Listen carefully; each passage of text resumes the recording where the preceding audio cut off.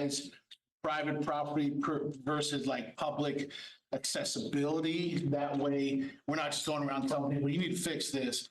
You know, this is my property, this is my driveway, don't tell me what to do. Where this is more of, this has access to multiple people drive over this. So there is language in the ordinance that talks about what is defined. Mentions, you know, used for parking, loading, they must maintain the area in good condition.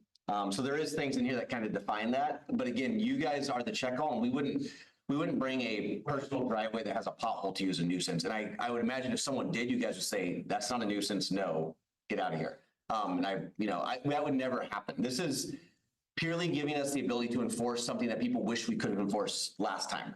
And totally, this was something that we looked at, council had talked about, what can we do to make it so this doesn't happen again? Here's our solution.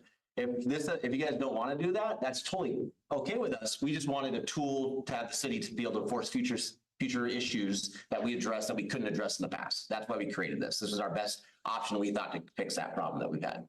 So the language that says first violation, such amount, second violation, such amount, third violation, so that's not going to be in there? That is animal control. That's a later one. This one has a first violation. What page? Oh, here. Civil penalties. Yeah, civil penalties. Per day or portion. This one, civil penalties. Proceed. Yeah, so that's what I had a problem with, that daily. we're still on. Well, I wasn't sure what's considered first, second, third violations, like per day, then your second day, you didn't fix it, you get another. Oh, yeah. Here it is. And then the appeals, I had a question on as well. My fact checker is going to go through that really quick to be sure. It's right here. So he'll check on that right now, make sure. Okay. Yeah, the other question was the appeal. I thought was a little odd. So if they want to appeal it, but if the person laying the fine doesn't think they can appeal it, they can still fine them per day. It's just, why is the guy that's writing ticket also the judge and jury as well? Yeah, so all appeals are done through the hearing examiner. If a person appeals it, it goes to the hearing examiner, and the hearing examiner, if they win the appeal, all the fines are dismissed.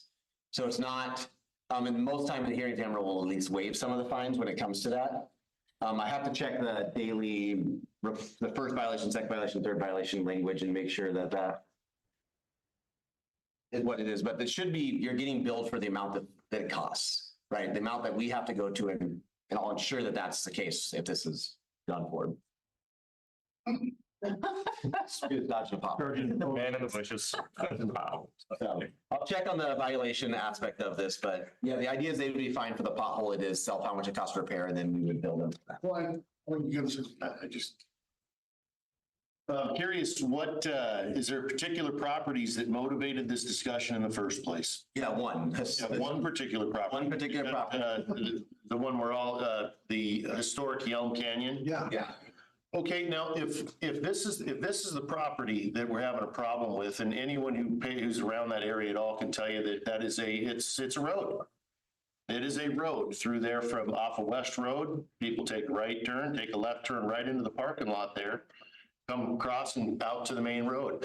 That's a road. That's what, and that's probably the primary reason that is the area we're having problems with potholes. And as I've discussed with you before, I think the fix would be, rather than try to penalize people, which it's a penalty in itself having a pothole as a business, because people are going to stay away from your business because after a while they know you have a pothole. You have huge potholes. I'm not going through there anymore. And that, like I said, it only behooves the property owner to fix those potholes, or in a lot of cases, the business owner. In that particular case, being that is as we all know, that is where we're having a trouble with these potholes. Why wouldn't a potential fix or a look at creating a road through there? So I think two issues you're addressing. One is, I think you're right. A main motivator, right? People see it's a bad place, they don't go there. The issue is that business is an inlet to multiple businesses that person doesn't own.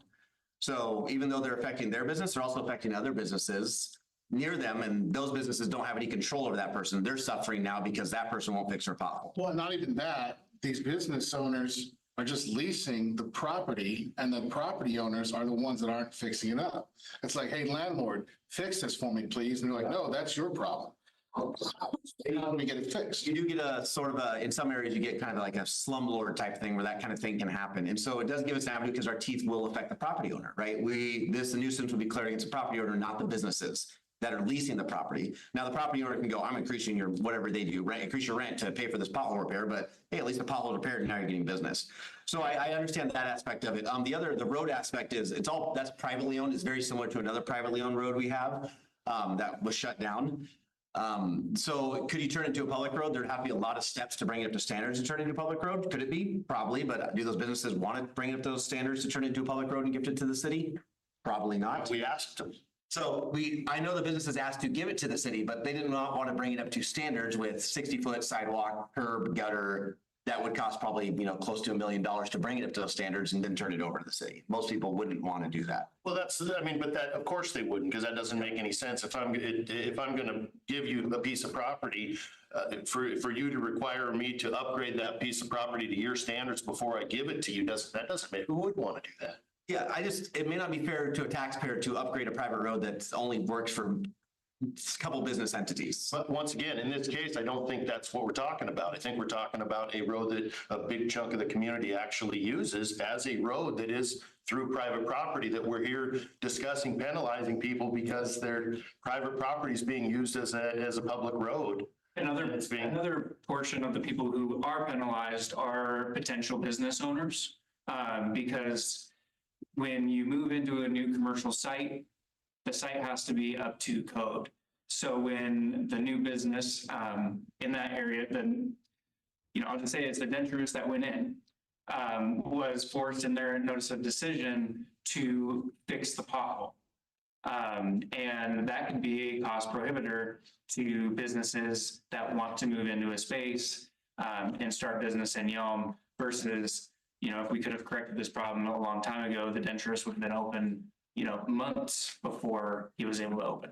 No, and I get what you're saying, but we are specifically creating a situation, an ordinance to cover something that isn't happening throughout the community. This isn't an issue we're having in a big majority of our parking lots, in our business lots and things. We're having it, as we all know, in one specific area. And it's not due to necessarily just lack of maintenance. It's due to high volume usage. And I think that we're putting the pressure on these property owners to deal with a situation that's created because the city doesn't have a road through there. When I think that ultimately the conversation, I think, would be a good starting point for something like that. Let's move on. Mr. Hess. In reference to the idea of the road, looking at it, and if I remember correct, there already is a road that goes and you can turn right or left, or you can cut through the parking lot and turn right or left. I understand what you're saying, but there's not even a full-size block between those two. And in addition, if you understand traffic laws, technically you're not supposed to cut through a parking lot to get from one spot to another, just like Safeway. Just because it's really crowded to be able to get through a certain spot there, you're not supposed to go through the Safeway parking lot and do that. You can't go through the Arco parking lot to cut across to be able to get into somewhere. These are things that are actually moving violations if they want to be enforced. And that is private property. That is a parking lot that Burger King has access to, the group of shops that have access to, people who want to enter that parking lot to go to Mr. Doug's, go to that parking lot. Also for Goodwill and whatever else gets built along there. That is the entrance of that. I think you have a distorted perspective of actually what that situation is, because the entrance coming off 103rd isn't just into everybody's parking lot. That's one business's piece of property that accesses to several others. The one coming in off of First or Yelm Ave there, that's literally entering onto two separate parcels of property that runs between. So you have this, and I understand what you're talking about as far as the labeling of the roads. At some point, somebody did label those roads, but those are not official roads. Those are not city roads. It's just as the one that was the private road by the post office. that had a name as well, but it was a private road. So, I mean, like I said, the problem, I believe, and as far as the width, honestly, I'd be willing to wager that there is room in there for that. Once again, we're way off base as far as what we're talking about. I think we ought to just start with the discussion. Just have it, talk to the business owner, see if that's something that would be feasible. I think it would be a help to move traffic through the community. I think it would solve a lot of problems rather than creating an ordinance based off of one parking lot situation that we have. It seems like we could do something a lot more effective. I think just to address that real fast, if council wants to decide or discuss, reaching out to those business owners and seeing if they're willing to sell an allotment of their property for the folks of Yelm to have as a city road, we can have that conversation. I can tell you it's not going to be a cheap option to buy just let's say we bought the property was given to us, we'd still have to upgrade it to city standards, which I mean, that's going to take probably at least $1 million. I don't know how much exactly it costs, but it would cost a lot to make a straight way through. I think we should get back to the matter at hand, and I realize it has an ancillary relevance to it. And it's not just that property. This gives us the ability all across the city to do something. And I realize it's probably one of the more visible ones, the Yelm Canyon, but there's other potholes around town as well, other businesses. And if they do pop up, this gives a tool for the city to pursue action. Council decision that whatever you all want to do, we'll enact. Well, mostly to that level, like so this is the place to have that conversation, right? Like, and that's very valid. So these, well, my copy that won't come up, but like this is a solution to prevent that from happening down the line as we're growing, right? So if this isn't a great solution, and this is the meeting that we're talking about it, what's another solution if this isn't awesome? My comment, I think, because off of what you said, Tracy, I think that the city did reach out and have a conversation, try to, as far as my understanding goes, and it was actually so bad for so long. I think everybody who drove through there was just kind of like irritated, and so when you see something that's dilapidated and not restored and not fixed for a long period of time, you start to have ideas that, well, the city doesn't care or nobody wants to care. And so when you have these moments where things are not repaired or maintained or fixed for a long period of time, it starts to bring in more of a pattern of more things falling apart. If you keep up on things and have a good establishment of clean landscaping and keeping everything real nice, I mean, there's a tendency that is a standard that everybody keeps. But once you have one thing fall apart and break, then you have another thing fall apart and break, and it goes on for a long period of time. Next thing you know, everybody's like, it's all crap anyways, who cares? And that's what I don't want to get to is a place where people don't want to take care of their city. Because when I see something that broken for that long, my first question is, does nobody care? And it was kind of a long time. So I kind of look at this code and say, I would love to see some accountability, whether it be to business owners or property owners, to make sure that they keep their community clean and nice and usable, not just because it's your private property, but for public access if public goes through that route. So to tell you the truth, I actually like this. I feel like the city does reach out, and I sometimes people just don't want to answer their phone and do nothing about it. And if they're not going to do nothing about it, then we've got to hold people accountable and say, hey, fix your stuff. I'd like to respond to that. So, and I do agree with you, and I think it's great to hold people responsible. But I think until our own house is in order, and Cody, you do a great job with the funding you have, but we have our own failing streets. I mean, the second street that I live on is crumbling off into the ditches. Like, how can we go after private business owners for their one pothole when we have a ton of infrastructure that needs a lot of maintenance, a lot of upgrading, and we're going to go after these people, the citizens? And Only if council allows it. Only if council allows it. Right. Still the checks and balances. And also what people are complaining about it too, because people were calling in all over the place about that pothole. We received a lot of phone calls in the planning department about that pothole. A lot of hours on the phone dealing with people that, broke their car or injured, that, again, we had no way to correct it. And I could bring up the estimate of what that job cost, but it was somewhere in the realm of $10,000 to get that done. So it's not, an exponential expense. It's, relatively, and, potholes aren't an act of God. They're an act of lack of maintenance. Traffic. High volumes of traffic generally help in And- potholes as well. And not having proper drainage. In any season. We got any more in regards to the ordinance itself? And I want to reiterate what Councilmember Geiser had to say. This here is the tool. And I mean, that property that was brought up, that's the second pothole.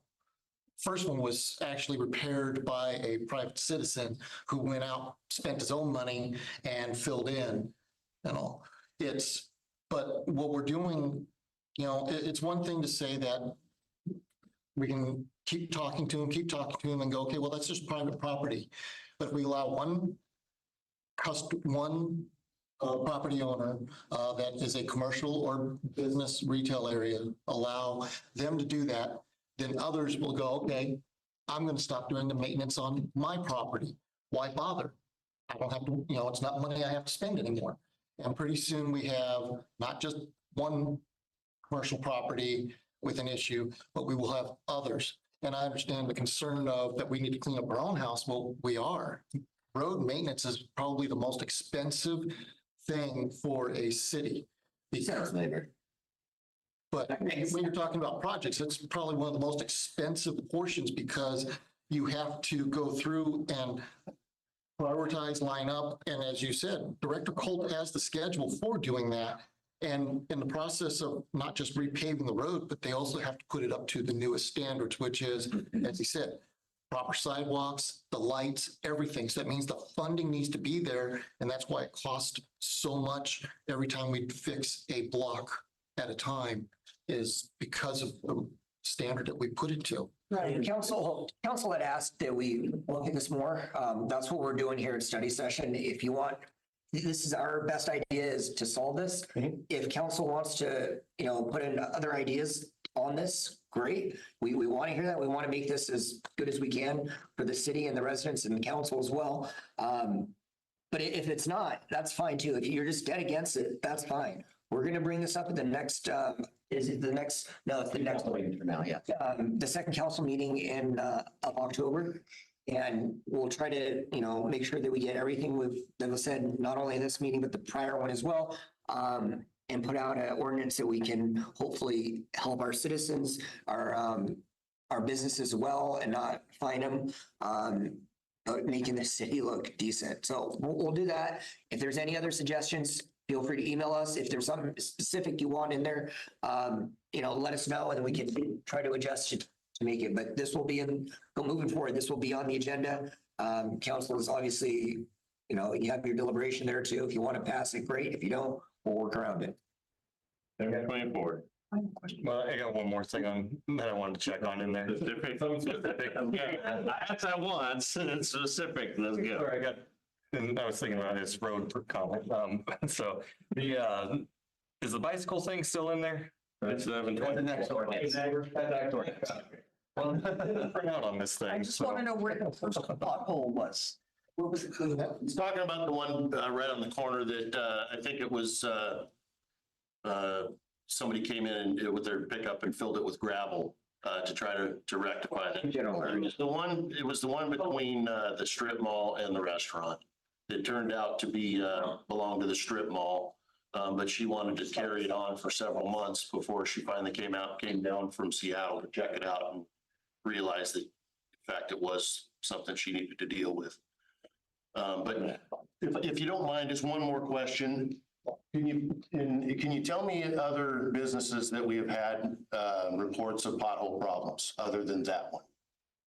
You want me to call out specific names of businesses? I'm just curious if you You have. have, I can say specific names, but if you want, I would rather not call them out in public. If you want to have a conversation out, No, I'm just. There are about 3 to 4 other in the last 6 months we've had reports on about issues. And it's normally from a neighboring business that uses their access or has access through there. So, and I'll go over those names with you if you want after this. Yeah. All right, moving on. Okay, 24. All right. So this is a CBD, well, it's actually the full unified, this goes chapter 18. So this one's a little different. It went to planning commission, got approved by planning commission, came to you. This is a package of changes. So all the packages are vetted at once. The difference between you, if there's something you don't like in this, you reject it, we take it back, we revamp it, then we go through planning commission, it comes to you again. We can't nitpick things out of these, so it's an all or nothing thing. But I can talk about specific things out of these. I know there's some specific things you guys had questions about. This one had the allowance for small parcels in the CBD to develop like duplexes and other things. When we kind of quickly got rid of housing in central business district, because former council wanted to just make central business district commercial, which makes total sense. We did it. We had to do a quick peel, like rip the Band-Aid off to get that done. And now we've kind of looked at it and there's like some properties where you're just never going to be able to build commercial because they're so small, right? You have a 0.16 acre lot. You can't really build anything commercial there and it's surrounded by houses all around it. So we've revamped it to kind of readdress some of those smaller lots so that they can have a little more flexibility to do single family type homes or duplexes. There's also some changes to some guidelines. We've had a couple businesses built in the central business district. So there's some things about fronting and doors.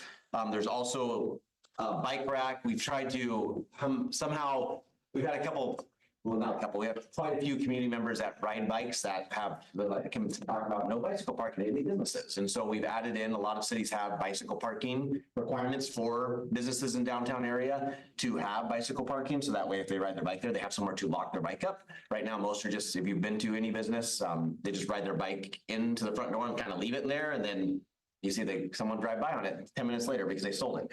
So somewhere for them to actually lock up their bikes. So we added the bike code. We stole a lot of that from other cities around us that have bike code and what to do for bike racks.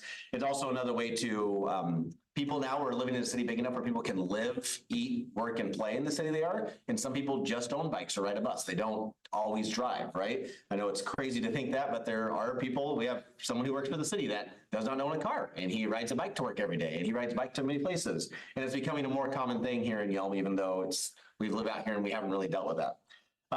Couple other things, we added recreation and entertainment venues to some of our like open space requirements. One thing we were missing is, even though we knew like a theater or performing arts theater was something that should be allowed in those areas, there wasn't anything that explicitly listed it in our code. In our code, how Washington code works is that if it's not explicitly listed, it's forbidden. So even though you can go, well, that makes sense to be in there. Well, it's not listed. We can't allow it. So we actually added recreation venues and some other things. So if someone wanted to come here and build a performing arts theater, they could, right? Before then, there was nowhere that was allowed to be built. Same with live work structures. So a very common thing that's happening nowadays with rising prices is people are building businesses that they also live in maybe the top floor, or they live in a back room of it. That wasn't allowed in our code either. So we added that.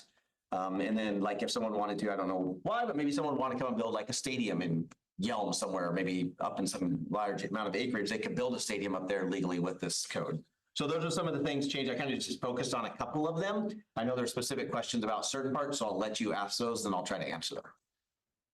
Yeah. So why is furniture stores exempt from bike parking and car sales?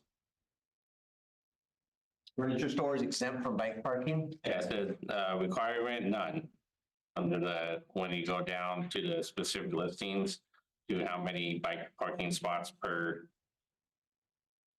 Well, I mean, furniture store, bike parking, I guess that makes sense. But maybe you could have a furniture store at bike parking, someone could go in there and buy it, but we took a lot of this, we stole. Well, that's what I'm asking, why is that one say 0? No. Just based on what other cities are requiring. I don't have a specific city, but again, we took a lot of the language from. So just kind of a cut and paste thing, not like thought going into this then? I think there is. So there's no thought going into it. No, a lot of thought, because I was like, why does furniture store get exempt when there's a lot of other businesses that no one's gonna ride a bike to? You said car sales too? Car sales, yeah. So what if they ride a bike to the car sales place because they want to buy a car and then they put the bike in? Take that on trade-in. I don't think, I don't think that counts trade in. Home with them. Yes, we will. So, yeah, so some of it are, you know, there's thought taken into, we talked about a couple of different areas for bike racks and how much parking to do. A lot of it is taken, if a city's already invented it, why reinvent the wheel? If they've already come up with formulas, why furniture stores, and they have, you know, car formulas for how many cars pass by, why reinvent the wheel and try to go, well, they didn't do furniture stores, but Yelm, our furniture stores, they 100% have bikes. So we just kind of, some of it we did take from and just trusted their science versus. I'm wondering how is one getting exempt from having bike parking, because no one's coming to a flooring store on a bicycle. No one's going to see a midwife on a bicycle, and they have to put in bike parking. So there's a lot of businesses, it makes zero sense to make them have that expense of adding bike parking that, and no one's going to show up to their front door on a bicycle or. You can go pick your flooring and come back later with your truck. You know, you Yeah, can. nobody buy it does too. that. Does anyone, most people have their flip flooring delivered, right? Do they come there, pick it up and drive off with it most time, or do you deliver it? Yeah, a lot of times we do, yeah. Do it, I do. Yeah.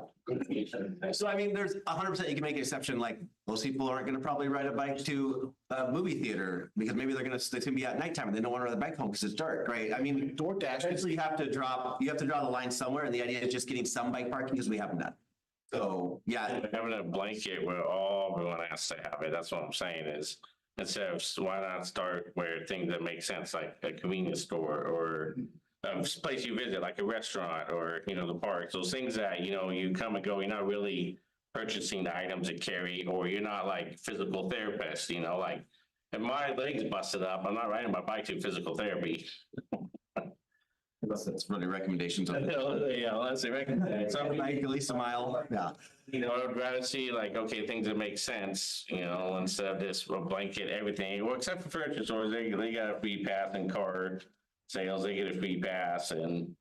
Yeah, I mean, if you wanted to go down and make a list and we could review that list and see why. I mean, there's an argument for everything though. Everyone can argue that. I guarantee I can find someone that's gonna go to a, you know, a flooring store that says, yeah, I'll ride a bike to a flooring store. Razak actually said, hey, I might ride a bike there if I need to get flooring. But I mean, that's anyone, you're gonna find any one person, right? There's always an exception to the rule. So the idea was just to get some bike parking. This is how to do it. If it doesn't have to be in here, we don't have to include bike parking. It was just an idea to get some bike parking. It can be revisited and pulled out if council decides that bikes aren't an important thing to have in the city. We can do that. I just add another regulation, another fee that business have to pay for. It's just, it all adds up.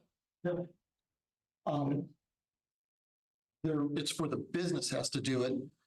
I'm just wondering, like a strip mall, why it's not the property owner itself?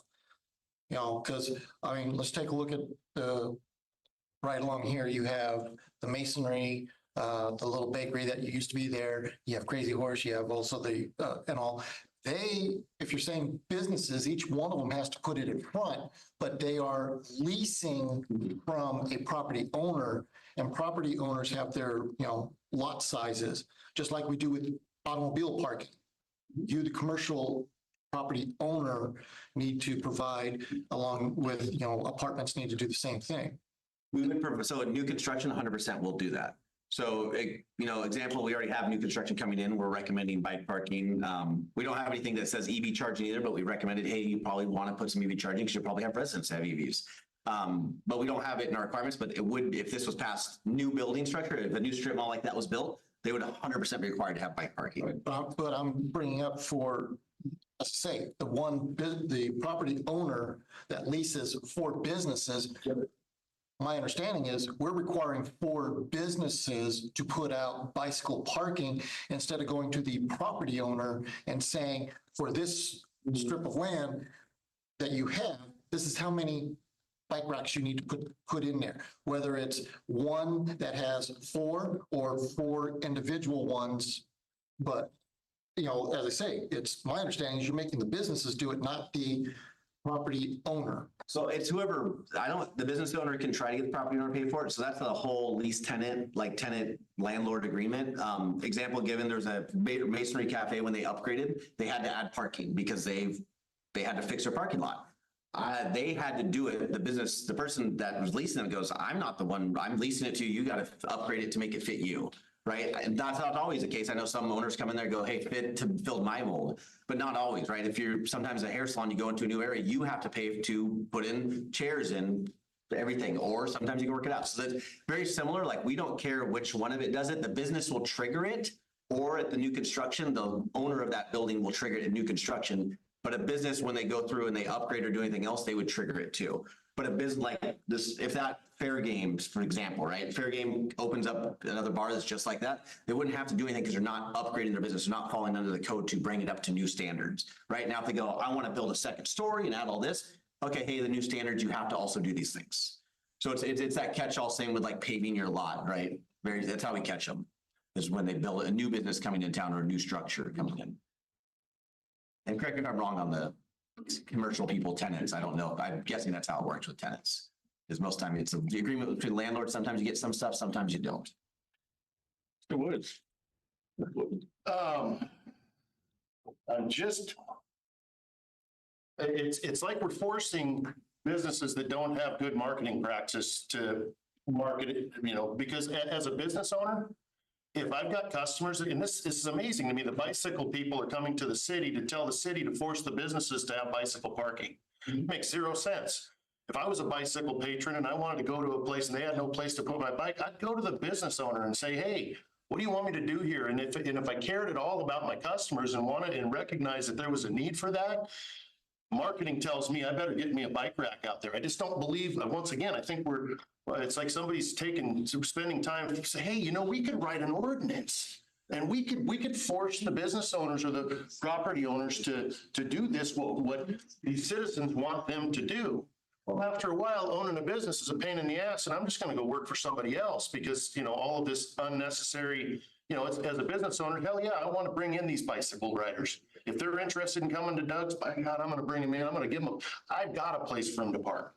Yeah. But see, that's, as a business owner, that's my job. That's, you know, that's what if I'm not doing that, then what am I getting paid for? Yeah, and I totally agree with you that a good business owner would meet his customers and do what's right, healthy, and safe for all of them, right? But bicycle riders would, it seems to me, deductive reasoning would take them to the business owner rather than to the city to say, hey, force these business owners to give them another rule they have to follow and another expense for them to not only purchase, but to maintain.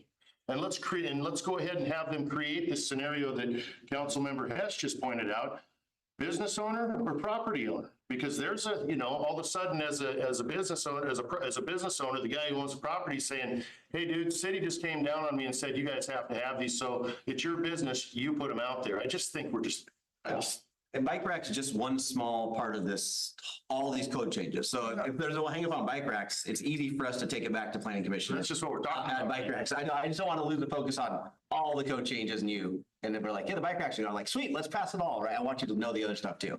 So. Oh, yeah.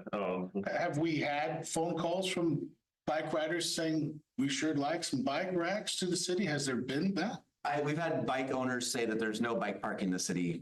How can you address it or fix it? We've had those. Yes. So. And then it's just something we've taken from this is what other cities do, right? It doesn't mean it's right. Doesn't mean it's wrong. It's just what other cities do to address the problem of bicycle parking. We've been slowly adding bicycle parking ourselves as a city. You know, we've added it to different areas. We're going to add one to skate park. We're adding it to spaces that we think is useful, but we can't always go on private property and put bike racks. And so how do we do it? How do you address it? Right. And that's the problem is you can put it in code or you just trust that it happens eventually. Offer people bike racks. Yeah. Yeah. Free hands. You know, in speaking about the bike racks, yes, I understand about the businesses, but I'm looking at what I'm also thinking is the youth.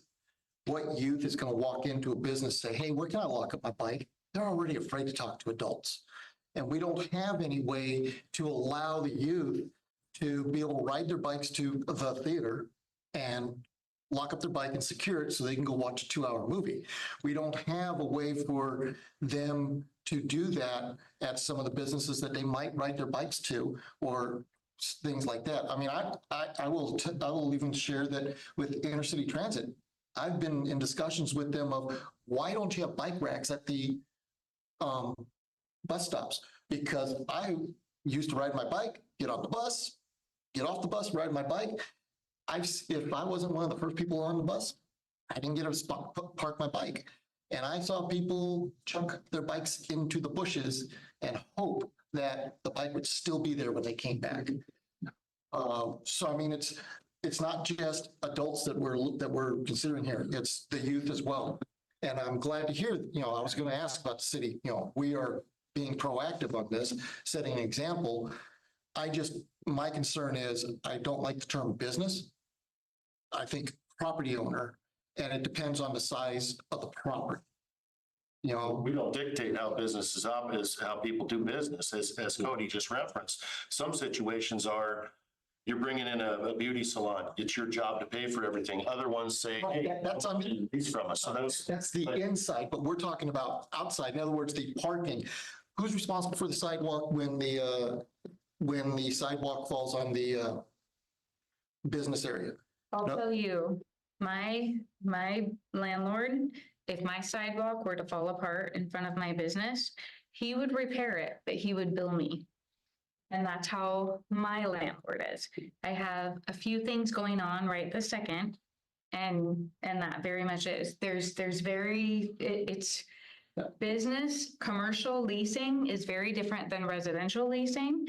And also, this ordinance is talking about new construction, right? This has nothing to do with things that are already existing and standing. This ordinance is literally working with is literally, and we can decide, right? Like, it's a suggestion. Wait a minute. This is what we're hearing from people. This is what other cities are doing. It's not yeah, what do we want to do with it? It's not also understanding that we can say business, we can say property owner, however you want to do it. Me as a business owner, leasing my property, I'm still paying for it. So. Let me ask Kathy, if this passes, if council passes as it is, but they didn't want the bicycle portion of it after, they're like, no, we want to change that. How would we change that after it's been passed?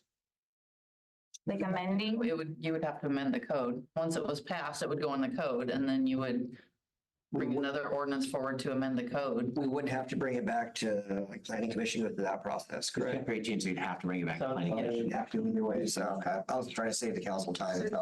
Just to understand your question, like you're talking about amending these. Yeah, and it sounds like the council's really, the only thing they're stuck up on you all is the bicycle piece.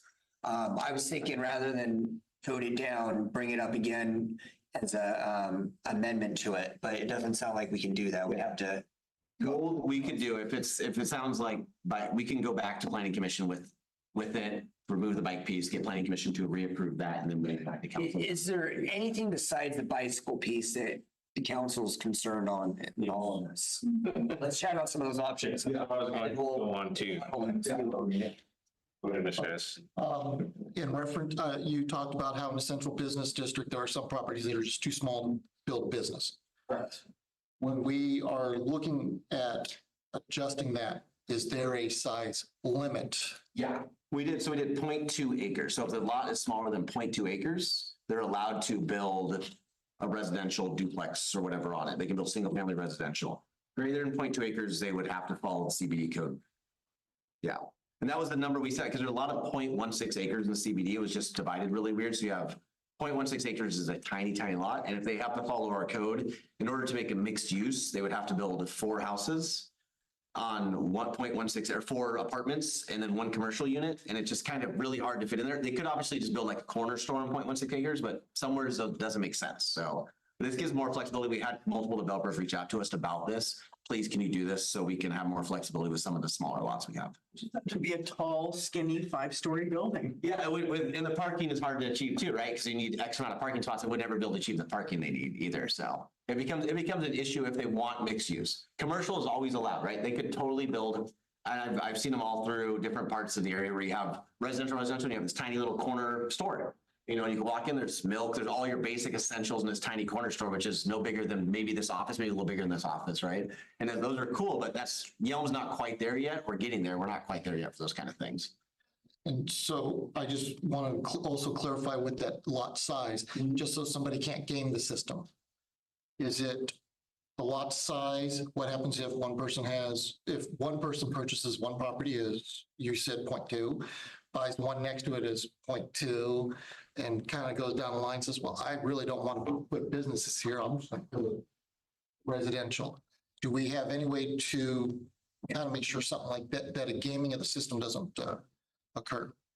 Yeah, so the yes and no, if they had multiple 0.16 acre lots, they would be a lot more flexible in their mixed use. They probably wouldn't do that. They'd probably be like, hey, I have 1.16 or 0.2 acre lots together. So I have an acre, so let me I can build an apartment building now.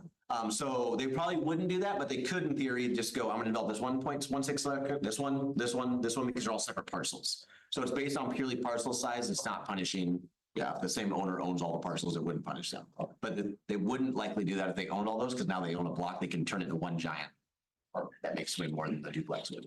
Well, good that you guys change that. The question I had Can also, I just ask a question? Back to the bicycle stuff before you go to the planning. Who here feels that bike racks for new construction is not a good idea?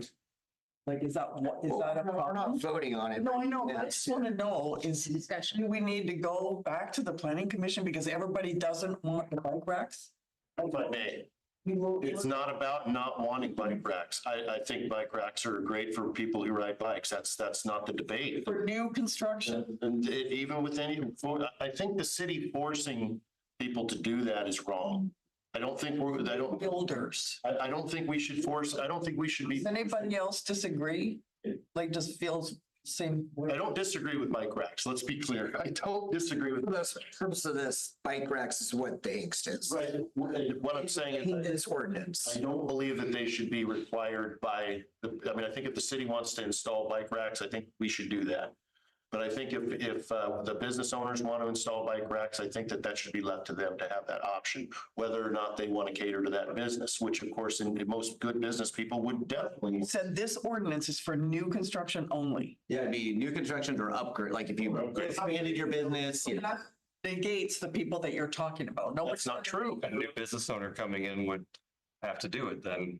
And how much is a bike rack? Like $50 or something? What is the cost? I mean, So they vary. Amazon, you can find a good solid bike rack for about $120. You're talking about installation too, the concrete, the. You're talking, did you say a bike rack for $120? Yeah, metal bike rack, a 3-prong bike rack is $120 on Amazon. A 3-prong bike rack, Yep. so that holds 2 bikes. Yeah. And I mean, so a small business like business up front here, like would only need a 2-person bike rack because they only need 3 parking spots, right? I don't think that's a big ask. Yeah, but he's not telling you about the installation. That's the actual bike rack, the installation. It was probably like $500 to $1,000. Well, I'm not paying. I'd say it's quite significantly more than that. it sounds like you want to be on the list of donating. You might just take the whole rack. The frontage thing issue there, flip flopping this.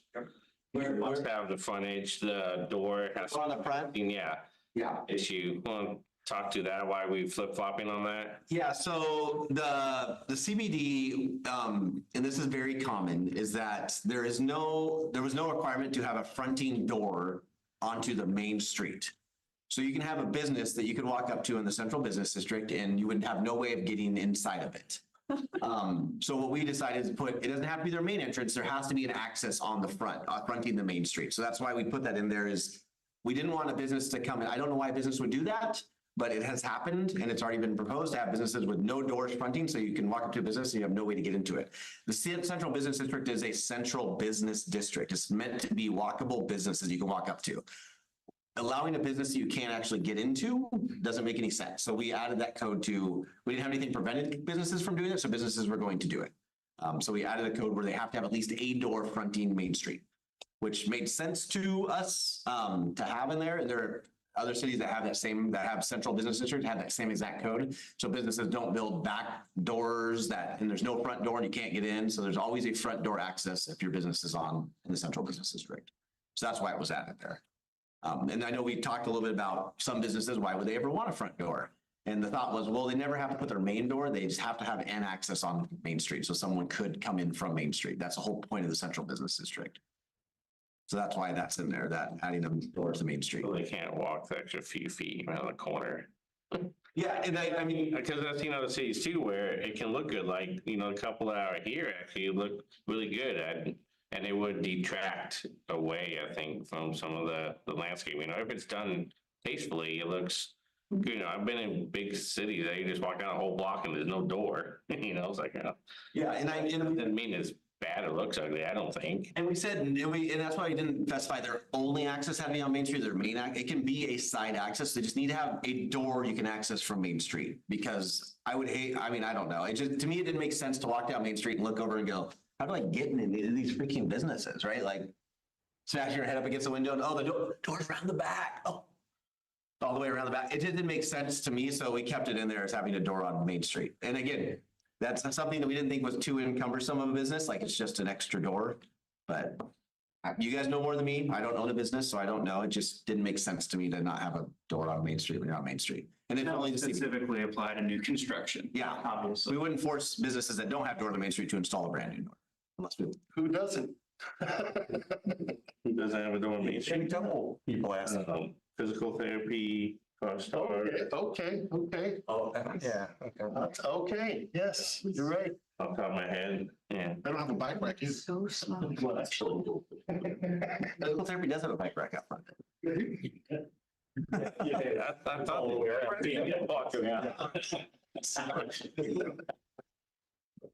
It's just something we thought, if it's a big hang up, again, most cities have something to specify some kind of access off of the main drag if you're on the main drag. It looks more attractive if you're driving by and you look at all these doors, I can go into these businesses, or I can walk and go to these businesses. Is that the CBD or is that all commercial? We added it just to CBD, just central business district. Yeah, and the pedestrian oriented street. So they have to provide amenities anyway on pedestrian oriented streets. Yeah. So that new Starbucks building is not in the CBD. No, that's in C1. Although it is on a pedestrian oriented street, which it does apply. It's pedestrian oriented street. Maybe they didn't cut it in. See, what? We have, the code's not been passed yet. Wait. What did you just say there? You said the Starbucks has to because it's a pedestrian oriented street? Is that what you said? I'm sorry. No, they don't have to because we haven't passed this code yet. No code. Separate. So I'm saying if it's passed, they want, it only affects businesses in CBD, right? That's from. This is standard specific to the central business district. Yes. Yes, and we do have, so there's pedestrian oriented streets, which are, they go all the way to Killian Road, and Longmire, or not Longmire, Killian and Toma Boulevard. But specifically in the CBD, my apologies, I misspoke. Within the CBD, on a pedestrian oriented street, within the CBD, that building has to have an entrance that fronts the main street. Are you changing what is that called where they build right up to the sidewalk line? Setbacks. Setback. CBD, they're allowed to have 0 lot line. They're allowed to build up to the front of, like, nothing in between. And an entrance. And an entrance. Wasn't it created once so that you could literally walk down the avenue and just enjoy the buildings? Because, I mean, most buildings have 4 walls and you would just know to turn the corner, right? So if we don't change that setback, does it make sense? They don't have to build up to the lot line. They can. They can build farther back if they want to. We just wanted the ability for central business district to be more contained and connected. So we got rid of the need for a lot line. They can still build off the lot line if they want. The idea was to try to get more in the central business district, to make it more like, I don't want to, downtown Walla Walla, right? So where the businesses, you have businesses smushed together and they're in the central business district, you know where you're at, you know where you're shopping, right? Downtown Vancouver? Maybe downtown Olympia? No, nothing like downtown Olympia. Downtown Vancouver a little bit too, if you've been to Vancouver. Downtown's really nice. It looks really nice downtown. So I'm trying to. Roslyn. Okay, there you go. That's a good one. Which part of downtown Vancouver are you talking about? BC, Vancouver, BC. Oh.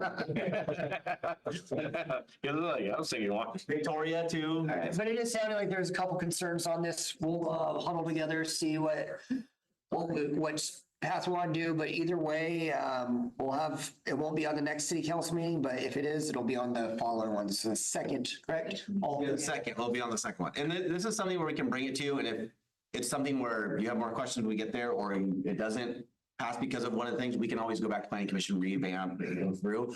There's a lot of good stuff in this one, and there's a lot of people asking for some of the updates, especially in the lot sizes that want to build some places that are a little bit smaller. Most likely the action will be to bring it to council in the second city council meeting of this month and for council to pass. If they don't want to pass, we'll go back to the drawing book, go through the process, hearing all the other comments. If it doesn't pass, should it pass, obviously it'll go in.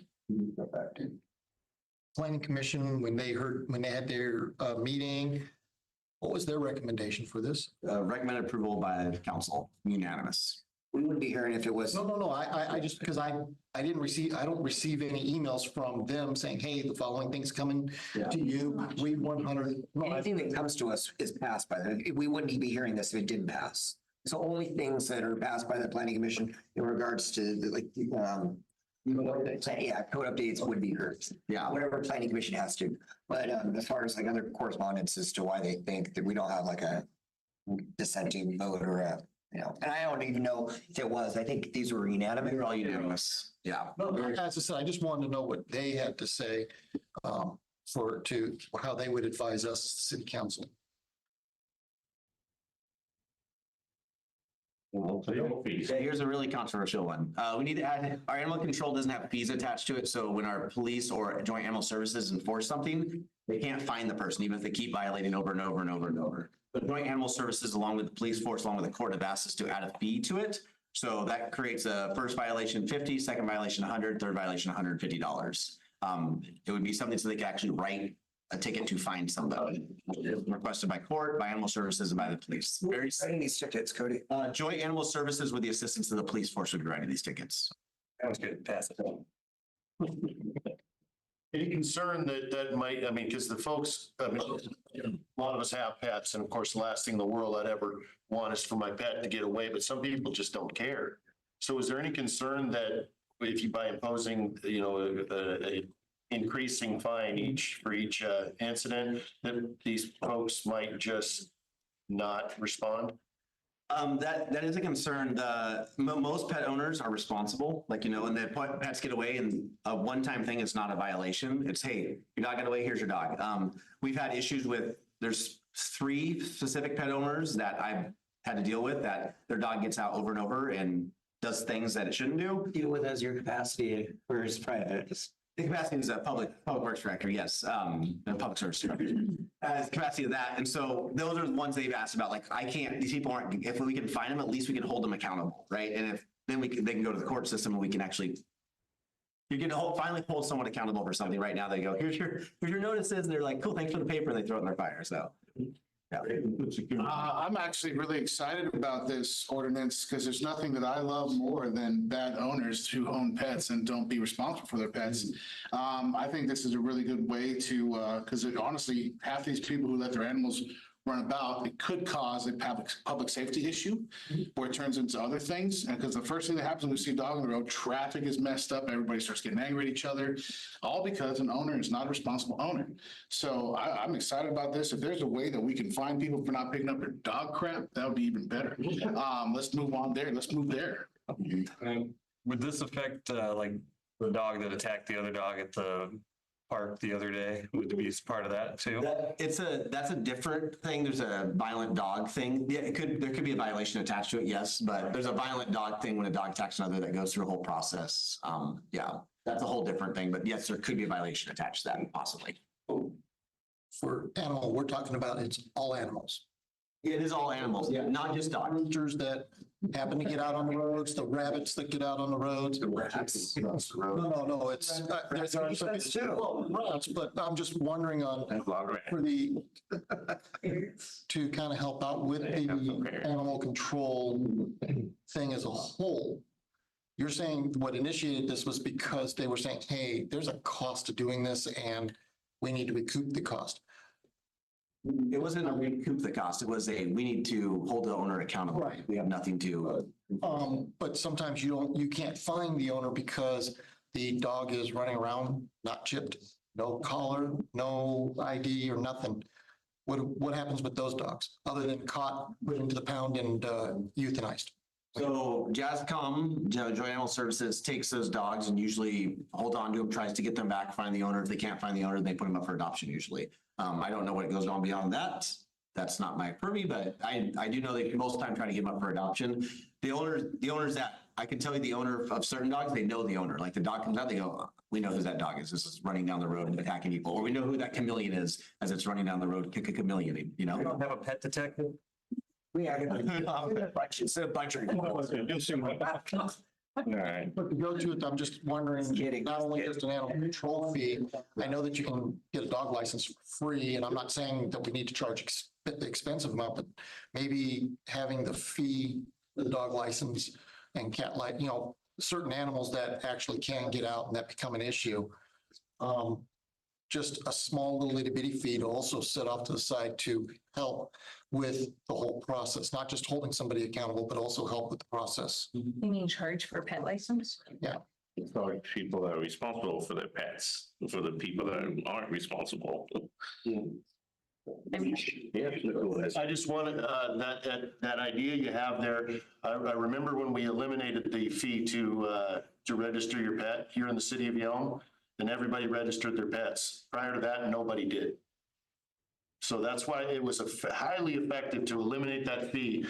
Everybody registers their pets now, for the most part. As I said, I just wanted to find, because that being a responsible pet owner, hopefully you, or anybody who gets a pet, hopefully has it chipped or at least a tag on it. And Yelm is an on-leash community, right? For the dog park. For the dog, an off-leash dog park, yeah. But we have to, if you got your dog, it has to be on a leash. On a leash. where does one get a It's online. You can do it on our website and you come right in here. It's great. Yeah, totally free to do for your pet. Get your pet back to you if something happens. No charge. It's a really good system too. It's good to know. Make our kids do it. Make your kids do it? We get them Get your kids, That, kids get licensed. make my kids get that like. Keep them on a leash too. We just You have to try, see if the city would license your kids. Thanks. You're riding his bike home, so you know. Good to see you, Drew. Where are you at bike rack? He threw his bike in the bushes. Stole his bike. He was in the bushes. That's why that guy came over. All right. Nice bike. I'm serious about the people throwing bikes. What do we got? All right, moving on to the 640 acre property discussion. This is meant for council to go ahead and get your questions out, discuss. Bodie, Todd, myself, Hoyt, happy to answer questions. But first, let's go over just real quick the survey results that some of you've already heard. But as of today, we have 1,004 responded folks here regarding the 640 acre, what people would like to see from certain questions. 45% of these respondents live within the 98597 area code. 50% of the respondents have children or grandchildren here in the Yelm Community Schools District. 65% of respondents do not work in Yelm. 89% of these respondents utilize Yelm services like parks, recreational programming.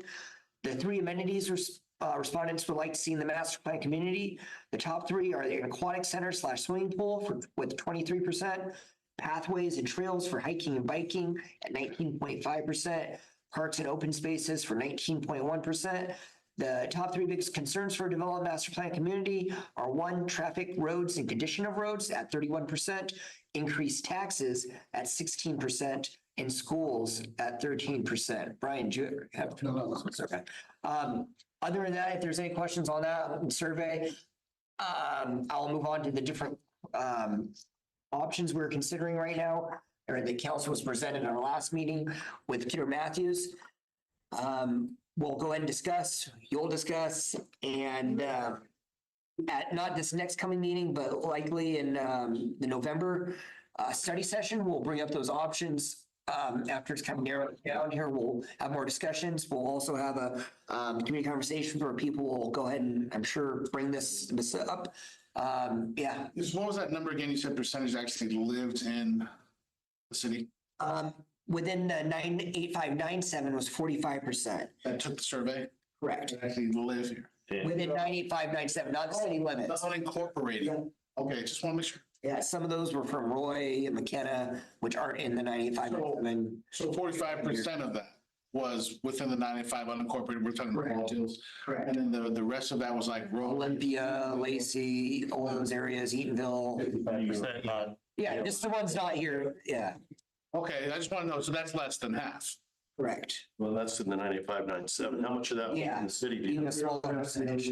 Well, as long as the unincorporated Yelm is included is my biggest thing, because they should be. Yeah, and they were, and that's why we specifically use that. And I just want to get a general number on that population versus the survey of another 55% of people that Almost half, so probably not like even be 9597. at a 9597, yeah, about 45, 450-ish, 500 people. So far, we'll leave it open, so. Nice, so many out of towners have interest in what we got going on. And yeah, I mean, just, they might not be far, they might be just across the bridge in McKenna or, Rainier, some parts of that, but, so they're neighbors, but they might shop and do stuff. That's why that number, is higher with the people that have children and grandchildren in the school district, same with the, people that utilize some of our services. Is there a survey that lets us know how long they've been living here as well? There is not, but we can do surveys to our heart content. And we probably will do more surveys actually moving forward on different things, just get citizen resident input. Sorry. Yeah, no worries. So with that said, I'm gonna go over the 5 just briefly, ways, and you have it in front of you, but for the public who's listening, we have 5 options currently that we're considering. There might be other options moving forward later on, but currently this is what was presented to council, and that's what we're considering at this point. I'll go over them, and then council go ahead and deliberate, ask questions. Myself, to Cody, probably Cody knows a lot. Todd as well. He's been in a lot of these conversations, especially with Peter Matthews. So so we are talking about the master plan community. For those that are watching and have no idea, it's near our medical plaza, past some of those newer houses, where the 4-lane road ends. It's past that. There's one other property in between the 640 acres and that the city owns and other properties around it. It's a landlocked property. We don't have access to it at this point, although we could, access the property if need be for surveying and whatnot. So master plan community goals would be 3 of them. We have 3 main goals. It's to make it economically diverse, commercial, residential, industrial, sustainable with an open space, natural space preservation, parks and trails, and accessibility with a completed southern loop connector. The 5 different options that we're considering currently are the city of Yelm sells its 640 acre property, which is currently zoned as a master plan community. The city of Yelm requires roadway right-of-way to complete that southern connector that was mentioned. That would go all the way to the state highway to Rainier. The city of Yelm retains property and is the master developer. The city of Yelm and Triple D, which is the property next to it, are 640 acres. We do joint marketing to sell 1,250 acres that's currently zoned as master plan community. Or 5, we do nothing and we hold the property. So that being said, council, it's your opportunity to discuss what you think, what you like, what you don't like, and we'll try to narrow this down. We're not taking votes or anything like that, but we'll get a good feeling for what council, where they're at, where you're at, and try to put something together that would be acceptable in a study session with even more narrow options, and then hopefully a vote in November as to what the council would like to do moving forward. The number 2 is more like a 1B. We sell it, but we keep the right way.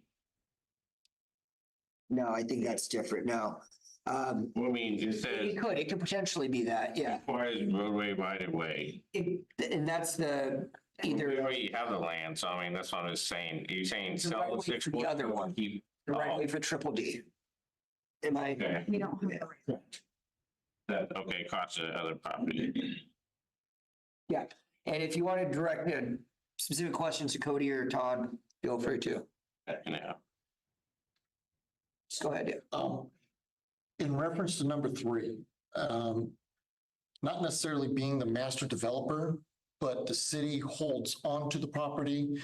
And as time goes, because we have our planning of this will be commercial, this will be residential, whatever it may be, that as it develops, we sell those parcels off. And then that way, as I stated, my concern of the master plan community of giving it all to a single developer is what happened with Tahoma Terra, in the sense of how long did it take them before they all of a sudden realized, oh, hey, we got to put a commercial property in there as well. They should have done it a long time ago, but they didn't. And so we could kind of continue that master plan. This would also allow future city councils to go, hey, we don't need any more residential because we've, half the people of Washington have moved out. So there's not a big need. We have excess of housing, but we need an industrial site. Somebody wants to come in and bring in a factory of some sort. And so they can rezone the land and then sell that portion. Is that a possibility of doing something like that? There's a lot of questions in that one. Could you kind of simplify one thing that they could answer or just ask of the council? I'm just asking generally. I mean, because I look at that and I think, okay, that's us holding on to it. As land value increases, we're selling it off, but we also aren't sending it to one developer who, yeah, he's supposed to follow a master plan, but a couple councils down the line also might go, what we had planned in 2020, 2024, that's not working for us. The economy has changed. A lot of things have changed. And now we have to try to figure out how to readjust so that that can be done. I'll start off on this. So this wasn't passed by you, wasn't passed by me when I was on council. This was passed originally by councils probably, 15, 20 years ago or so, if not longer. 5-6. That's 5-6. As their master plan committee, that's what they ultimately thought was great. Right.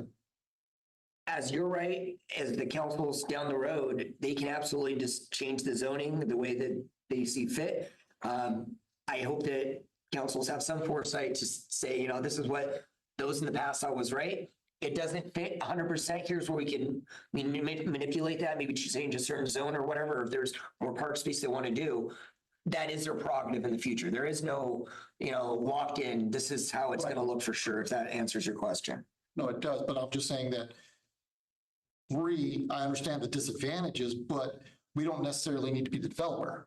We're holding on to we hold on to the full 640, and maybe next year we go, hey, there's a developer that's come along. They're going to build in this 100-acre area or 50-acre area, something that we already have planned at this moment. Let's go ahead and sell it.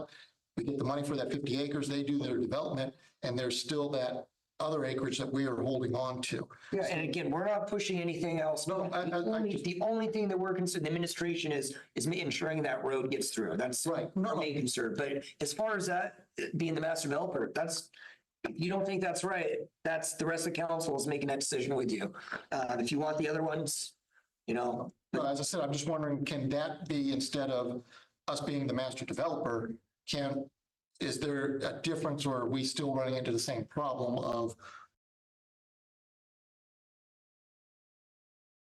Kind of like number 5, right? Holding the property, hold and wait, see what happens, and come to a different idea. You can totally do that. Another option, you kind of sound like maybe we come up with some kind of semi-plan and then you try to rattle off chunks. We'd have to go through somewhat of a development process to do that, to create enough that we could sell something off, right? We wouldn't be able to go, hey, this one section to industry, we'd have to design what it would look like. So we would kind of be the master developer in that case to sell off smaller chunks. So we'd have to act as a master developer in that to sell off like a 20 acre, hey, this 20 acres, we want you to build commercial only.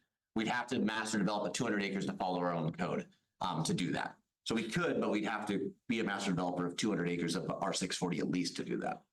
Can I chime in here a little bit? So I'm looking at this, I'm trying to be very common sense about this and very logical. What we see is those three goals in the master plan communities. You got, economic diverse, sustainable, but really you got to focus on accessibility, because if you can't get to the place, there's no point even to have, so let's think about roads first. And so I would imagine that 2 and 4, are those the only two options that give us the option to complete the southern connector? Because I think those are viable. And if that's what we need to focus on, really, because value of property is not going to show any interest if there's no road to get there. And so really, we need to start thinking in a different way. And everybody's bringing up this garbage about traffic, so bad, traffic. Let's make some infrastructure with some roads that get us to where we need to get to. And I feel like, are those, so 2 and 4, my question is 2 and 4, are those the only two that give us the option of completing the southern connector?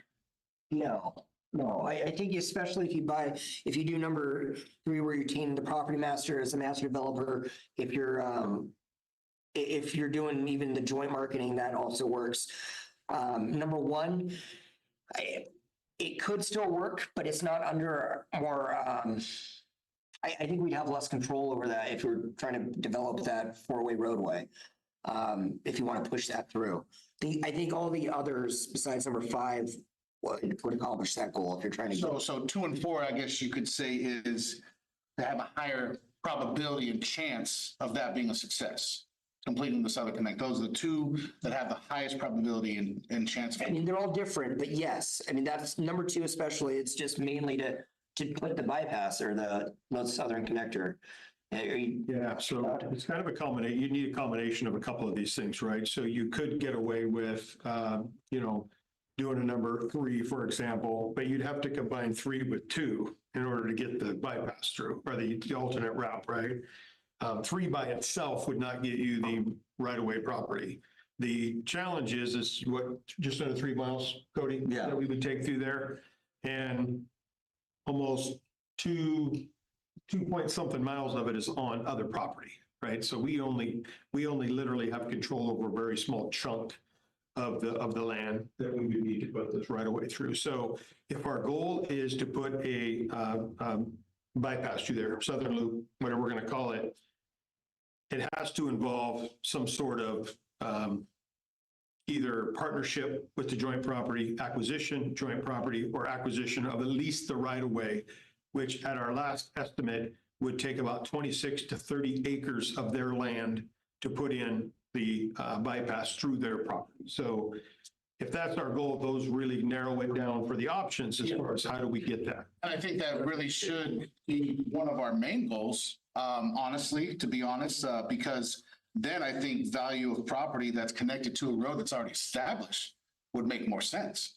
Nobody wants to buy anything or purchase or build to where there's no road. So I really think that would be wise. Thank you. I agree, we need the extra piece of land if we can get it, and the road if we can. All that is a given. But I have a really big idea for this whole thing, and it's probably, I don't even know. Really big idea. That's the biggest. And maybe I'm the only one that has never been here, but I was introduced to a community through my Windermere because we're incorporating with this town to be their only broker. And I've never been there, and that is the town of Seabrook. Has anybody been there and seen that and done that? Oh my God. I want to study what they have done. To me, that is a master plan community. They designed exactly the way the houses are. They have a design code for every house. They have everything from 500 square foot houses to over $1 million houses. And I think that is a category that this city needs. We need expensive, high-end estate properties to attract a certain type of the other part of the population that we're missing. I didn't realize, and their town is totally designed, the winding streets. Their ordinances don't allow a whole row of mansions that block the ocean. They are kitty cornered and staggered so other houses can see. That's how literal they have taken the design of that town. And then they have acreage we talk about maker space in our little building. They have makers communities where people are artisans and they do glass blowing and all these crafts that supply the town. Like, I've just found that completely amazing. I have never been there, but I want to go. They ride bikes, they got bike racks? It is a bicycle friendly community. People watch out for their other communities. They have all natural around them trails. They have a water, like a saltwater swimming pool for the community. I mean, I can't wait to go and see it. And we should do our retreat there, I think. So just to add on what Terry's saying, so there's a lot of good examples out there currently of master plans. And obviously master plan developments have evolved over the years, right, to like Seabrook, right? Great example of a master plan. And there's some other ones out there that are newer master plans that they change. And that one of the things that I'll have Cody talk about briefly is the flexibility in a master plan. And again, Brian's absolutely correct that with what the design is today, it'll look different 25 years from now because the economy changes, the needs change, things change. And that's the best part about a master plan is it has to be developed out in 200-acre increments. Each one of those phases get approved by council. They get to go back in front of council if they want to change that. Council has to approve that. And you're absolutely correct. We don't know what the next council will agree with you, right? But Cody, if you just mentioned like the flexibility from a planning perspective with the master plan, the benefits of that. Yeah, so a lot of our codes, if you looked at the master plan code, it's one page, like half a page. The rest of our codes are, 20, 30 pages, and they have setback and all these things. Master plan, they come in and get to do a lot of that themselves. They can set smaller setbacks for certain areas. They can combine things. They can mixed use with retail, with rental space. Like you can have park space in the middle, and it's designed in a way that makes it flow. Tomaterra is kind of like a beginning master plan. You can kind of see how it works if you've lived up there. Like you have this great entrance with this beautiful park, and you get into some different types of housing. They go into bigger, wider housing. So that's just like it's touching the specs of what you could do with master plan. Whereas, Seabrook, you have mixes of housing. You have mansions next to townhomes. Like it's a nice, great interaction of different communities. That's what makes master plan so important and so flexible. Whereas if we just zoned it R16, you would just get apartments, lines and lines of apartments. Where master plan, it forces them to do a mix of those things, which makes it so much more flexible. And then council is the final approval, which is the greatest part about it. Or you guys cut me off. I wasn't finished with my thing. Sorry. How do we create this total vision of something with all that feng shui and good energy and a place people come and go, oh my God, did you see Yelm? And while I was there, I went to the mountain and make this part of our destination and have a town square with a new city hall and all that stuff. And can we create that design and then let it play out? No, I'm finished. I think I can answer. I think I can answer on that one as well. Leavenworth is what you're looking at wanting to do. Answer this another example. How did they do it? Leavenworth is how Yelm would have to do it, which means you have to get the whole community together. The whole community, because we have different styles right now. You have to get the whole community to sign off on we're going to be a German folk town and all the art. I only got the same example. No. That's what you're talking about, is getting it so that, as you said. Not the whole town, just that area. It's a community. No, you said the whole town. Just if there's a synergy of everything that exists there. I give you, so what would happen? Let's say if we wanted to market our 640 and we wanted to turn our 640 into keep it as master development, which it is. And what we would do if we wanted to market it ourselves to master developers. So these people that build Seabrook, the people that build other master developers around the state or country, we would put out an RFP. They would submit proposals on their ideas, what they think they could incorporate, what would be unique to Yelm, right? They would basically pitch you as why they should be chosen as that master developer to basically build your vision, the council's vision of what you would like it to be. We then present those to you. The council gets to choose. They would select a vendor from that who would then carry out our vision and build what we would like to see up there. So when you talk about, Seabrook or incorporating things into our area, that would come in the selection process of who we chose to. But didn't Kidder Matthew have those as one of the little things they could do? Because I remember specifically when we looked at those people, the first RFP people, I said, I want an urban designer that can create something beautiful. And you're like, yeah, we got to do this first. And then they have people that they send it out to. That's what you guys said about Kidder Matthews. Remember? Do you know what I'm talking about? Vaguely, but I think that's what they're explaining though. When we do choose that person, if that, whatever developer it is, they are like Sir Seabrook. They had that idea. Let's just get them to come and do us. So maybe that's it. They That's absolutely probably could put in. Field trip and check it out. Well, there's been discussion of field trips, of going to see other places that they've done. Absolutely. Great idea. So I think that would be an exciting process to learn and. Not some hodgepodge plan, an entire plan for the whole thing. There's people that do that. Yeah. They're good at it. I know. Like they're saying. That's what I want. Like Cody was saying specifically, it allows the planning to say if that's what you want to make it look cute or have that sort of athletics, or you want to see a view of the mountain, make sure that there's no houses that are too tall to see the mountain.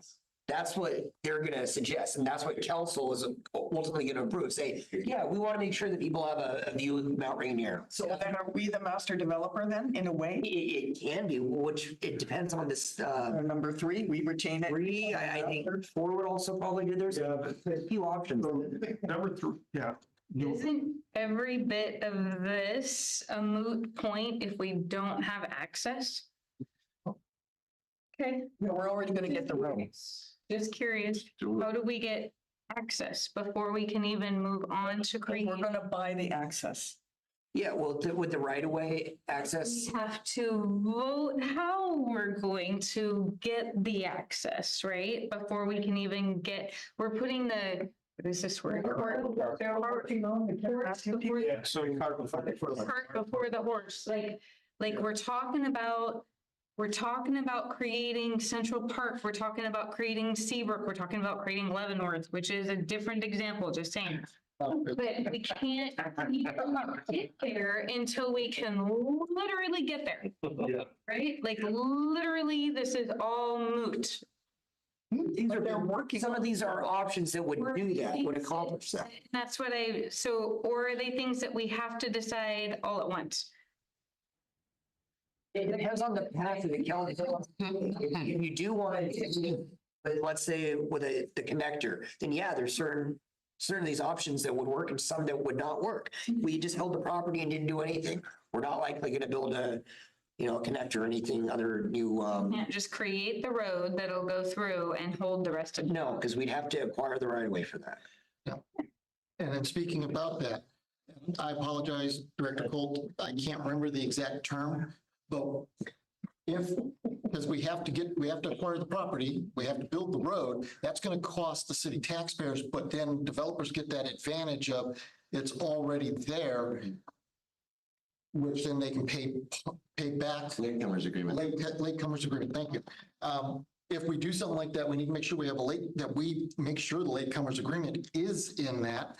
And that would allow us the capability of building that road. And what that does, because now we can turn and say truck route, our center area opens up and we can actually see development improve in the center area. It would absolutely reduce traffic if we built that connector. But I'm just saying that, the 640 doesn't necessarily need to be developed immediately.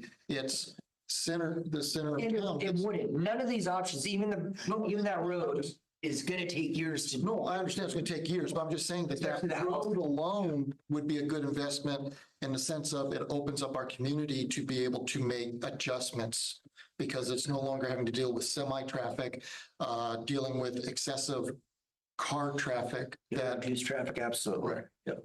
All right, Mr. Wood has been waiting patiently his turn to speak. I just want to bring up the point that you hit on it. That has this regardless of what happens as far as how this doles out, whether we keep it, whether we buy another chunk of it, 200-acre parcels. Nothing will happen before it comes in front of the council. So all of these concerns that we have, we'll have an opportunity to say, no, we don't want to do that. No, that's wrong. And that's not part of how we want to do this. So would it not behoove us to allow just stop talking about the 640, set it aside, let the 610 start its development process in this master plan community. And when that development starts and they're coming to us and asking us, we can require, just like we did with Walmart down here. That road next to Walmart was required by, I believe the city required them to build that. So why is that so hard for us to do that with this situation when that thing does eventually start to develop? That's absolutely right. We could absolutely wait on this, and 30, 50 years down the road, we can see development. This puts those plans into motion. This is already on the books as a master plan community. It's already the road through it, that's all planned out. If council does nothing, that's absolutely an option. It won't develop though. We would wait on the last 30 years. Has it been developed at all? There's been a lot of other development. That area has not. It's got it, but that property hasn't. That property's been there for a long time. And there's a lot of that. I mean, controversy. without putting the infrastructure in there like that road, and it is subbed out all the way to the very end. So they could, and it's been like that for half a decade or so. The stub out just happened in the last section. They were close. So the stub out just happened about 3 years ago. 3 years ago. Stub out, yeah. Fair enough. The point is, it would stymie growth. It wouldn't happen. The council absolutely has that option, but I guarantee you the road. Todd said that Kidder Matthew would likely have an answer on the 610 by the end of this month. Do we know anything about their wanting to work with us, sell to us, anything? We know nothing. You want to? Because that guy's in the works. They're already trying to negotiate that. The land or the right of way.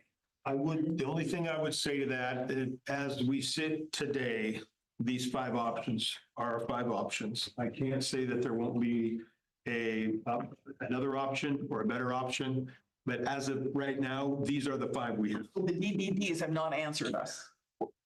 We can't, yeah. DDDs. The DDDs, that's the property owner. Which is saying. But yeah, that's. I want you guys to recall that there's a House Bill 1220 that actually has some requirement for us to grow.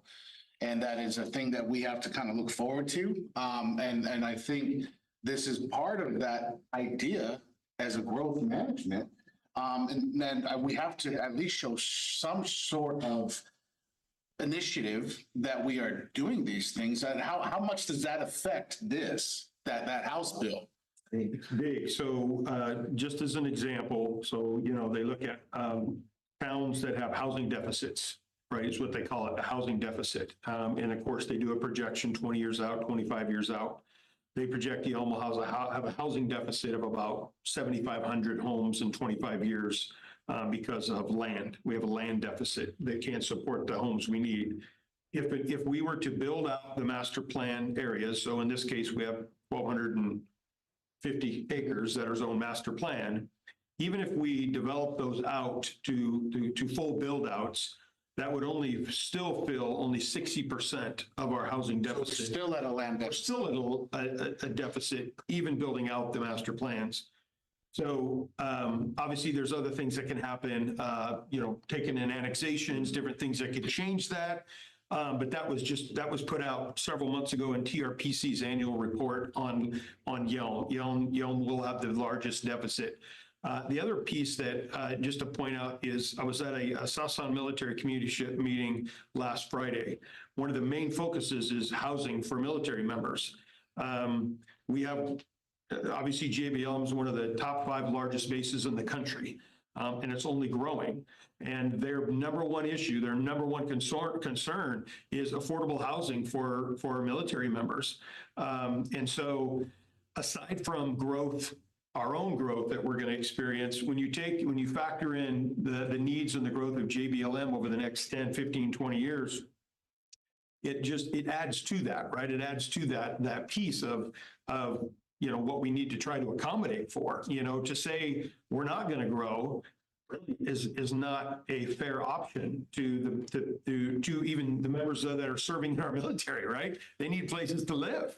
Where are they going to go? And if we say, well, we're done, we're done growing, right? If we don't focus something of our time and efforts on roads, they're not gonna go anywhere. Yeah. They're all gonna sit here stuck in this. It all has to be together. We have to address We everything. already have an issue. I agree with you. We need to grow together with our housing and our roads, but that's not what's happened. We have grown massively in our housing and not on our roads. We have a problem. So what we're talking about is just moving over here and starting over here and not addressing this issue. I think before we even consider all of these conversations, that's why I'm for just not doing anything. I think we need to refocus on what our actual issue is. I don't disagree we have to get more houses, but I think I think we need one of our legislators in here to discuss with them the reality that bringing in more houses is going to compound our problem. Before we fix this problem, we need, before, this issue takes us out of the game, we need to deal with this before we go starting up a new community that, that's almost like we're just, okay, well, this didn't work, so we're going to start a new one and hope that works out. I just don't think that's where, I think we're spending a lot of time focusing on something that is relevant and important. But I think we're not talking about the elephant in the room. We got a traffic problem. And that's why we're saying, before we do this, we need that road. That's why it's one of the options here, is to build that connector to ease that traffic. Because I agree, if we're gonna build those houses, the commercial and the parks and all that stuff, that increased population, they have to have a way to get out. And that's what this connector. Road. Let's not talk about it. That's part of the conversation too, because we have to either acquire the other road through there's a few different ways we could do that, but the point is we have to continue that road. And I agree, the transportation is one of the hugest things that I hear from folks here, residents here, is transportation. We need to fix our traffic issue. This is a solution. One of the solutions to that is by adding that road. With that solution comes a whole hell of a lot more people. So it's a solution and we're moving forward. I do agree with that, and that's fantastic. But I think that we're focusing on moving forward without fixing the solution that's holding us up. The other solution is the roundabouts that are coming in that we've been planned, that are now currently funded, that are going to be start construction here within next year. The Yelm Loop, which is also completely funded now, and it's moving forward. Just in a few months, we'll, spring of April of next year, we're going to start construction on that. I mean, that's bids go out and construction will start shortly after that. Things are moving on the Yelm Loop, on the roundabouts, the one in Pierce County. We have a meeting, Thursday on that, on the roundabouts, the status on that, we'll update council. But we are focusing on transportation projects, and this is one of them. And I think the 640 is relevant to that conversation because it does impact not only the people, the future growth, but the people that are already there right now. All those houses you're talking about, they're coming up. They need that road to go through to Rainier. The people in Rainier need it, instead of going through sitting Yelm traffic, making our streets busier. They need to have another route where they can bypass that. And that's what that southern connector is, just with the Yelm Loop, same thing. Yeah, we're right on track where I was going with all this. Yeah, so I just want to get the road done. I don't really, the rest of it, they'll have to bring to council. So. And that's what it sounded like. The road is the priority for council. No, and that's why I brought up why I said, let's focus on the road, because once the road alleviates the traffic, then we come down to, okay, we don't have as much traffic come through our roads. We can get our roads even fixed up a little bit better, as well as the development that will occur. In a way, there's some development that can occur out there, but in here, that development that will occur is the improvement. In other words, the businesses will start filling in. The places that people can actually maybe get a job that actually live in the city, so they don't have to commute to Tacoma or somewhere to work. I think that's why we need to focus on the road first. The rest of it will start slowly filling in itself. Can we get money from DOT to help build that road as part of our road issue? We're absolutely going to go after the state money. Yep. What is the next ask? Like, is it anytime soon? Well, I mean, we're coming up on legislative session. We'll be going over our legislative agenda here in November. The government committee will hear that in November, and we'll go over our priorities in December, study session into council, or a study session lately. But as far as, are we going to be ready for that? I don't think we will be this biennium. So the next biennium will be in 2 years if we're going to ask for major projects.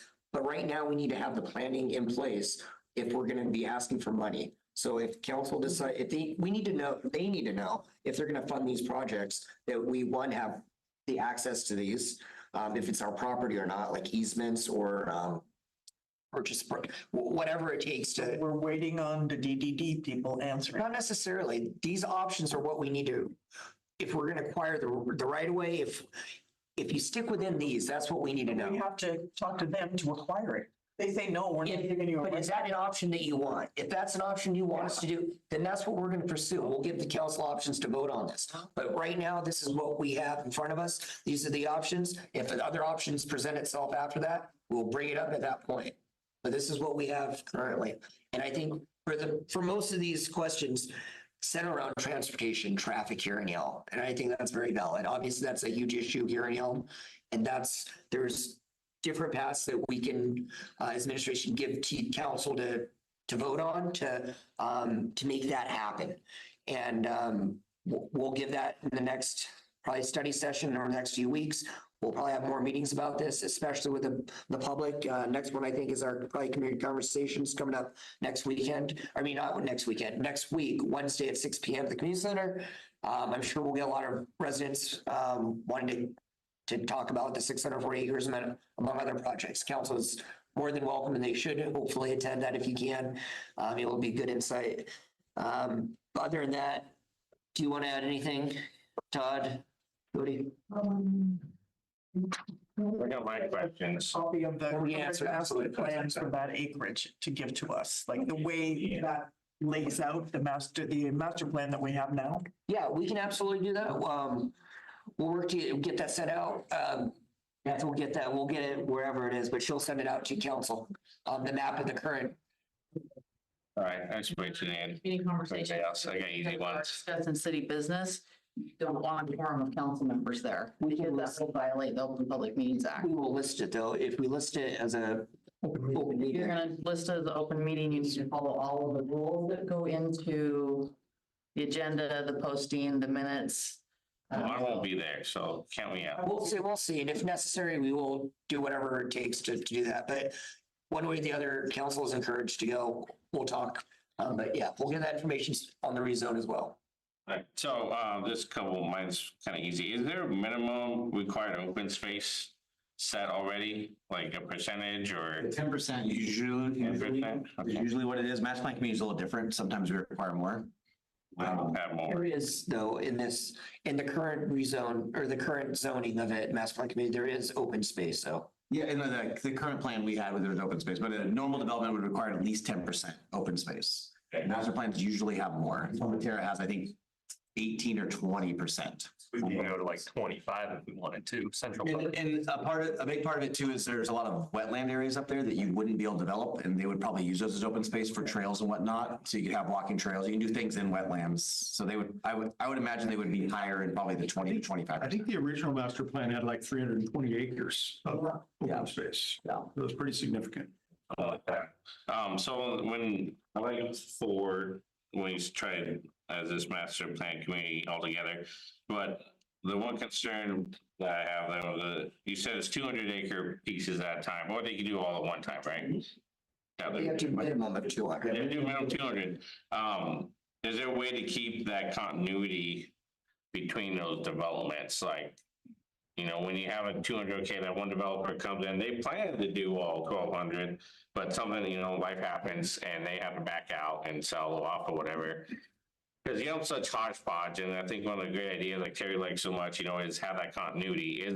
Will there be required continuity from developer to developer, you know, as it goes through buy and sell those chunks? If it does get piecemeal. That we create, wouldn't it? Cody, Yeah, you have a couple of things that protect the city. So one is if a master developer comes in and goes, I want to do all 1,200 acres, and they develop the whole thing out, you guys would approve the plan as a whole. So even if they sold it, like I want to sell this to Bob, Bob would then come in and have to follow that plan, or he'd have to come to you and try to amend that plan. And you'd have to allow that amendment. Similar, Tomaterra wasn't the original, or sorry, Soundville wasn't the original developer of Tomaterra, right? They came in and bought it, and they went with the plan that was bought. There's a couple of things that kind of hiccuped in there, but they did go with the plan that was bought and had to come to you for an amendment. If you remember, they came to you guys last year for an amendment to change kind of what was going on. So that's your kind of safeguard, is that whoever does do those 200 acre, you guys are the check and balance. And if someone wants to change it, they have to come to you to amend that. So the best idea would be to get one person to try to do all of it. And then they can sell off chunks to have someone develop, but they would be they'd be beholden to that plan that they got approved by you. And we could say, no, you're not changing our plan. You could 100%, it's totally up to council. You could say, we're voting you down, no. Just made a Bob the Boulder reference. Well, but- that means we all have to run, you guys, we all have to run again so we can make the decisions. Been around for a long time, Derek. We'll be here forever. All right, mayor's reports, let's move on. All right. We're all good with that, though. Everyone feels good comes. All right. For me, just want to remind folks a couple of things. There's gonna be a public safety town hall that Sheriff Sanders is hosting. That's tomorrow at 6 p.m. at the community center. I believe. Any other details, Todd, that you want to add to that? So that's tomorrow. There's community conversations, an evening conversation next Wednesday, not tomorrow, or excuse me, not tomorrow, but the following Wednesday. If you want to attend that, or if you're planning on attending that, shoot an email to Kathy and I. We'll get either way, send it to the one when we send out that 640 acre map for y'all. Reply back if you're going to go to that, just so we can prepare if we need to do an open meetings, all the preparation we need to do for that. Otherwise, that's all I got right now. Any council member initiatives? Dispute all the ones I had out. Yes, we have. One, working on trying to get the answer to the question that was asked during last week's meeting of reference to intercity transit. How much are they collecting from us? What does the cost of bus 94 to come out here? And how much are we a part of the budget itself? I asked the executive director to please get that information for me, and she's working on that at this time. In addition, if you follow about all the what PSE is doing in reference to their solar farms, I received an email and I reached out to the person that shared it. I'd asked a question because it's part of a conversation that outside of here, it's kind of a national thing of we need to cover the asphalt before we start going out to farmland, ranch lands, and all these other things for solar farms. And so I reached out. I'm trying to get in contact with somebody to have a discussion with them. Some of the ideas are approaching the commercial businesses in the area to put up solar panels above their, as shade above their asphalt, and as well as seeing if they would be, how they can go about leasing roof space for people to be able to help out in that way. It's just a conversation I'm going to have with them, but I'm happy to share what I find out.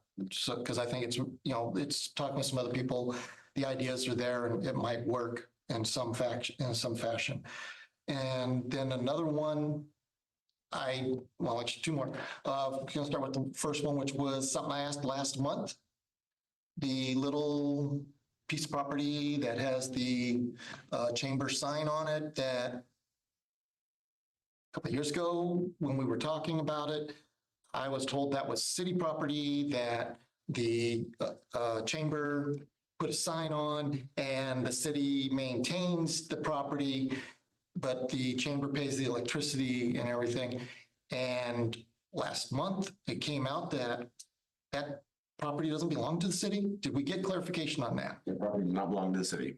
So the story we got from the chamber, when I talked to the chamber director, is that the people that own that are city people that own Port Everett, the parcel was too small to do anything on, and so they allowed them to put a chamber sign on there.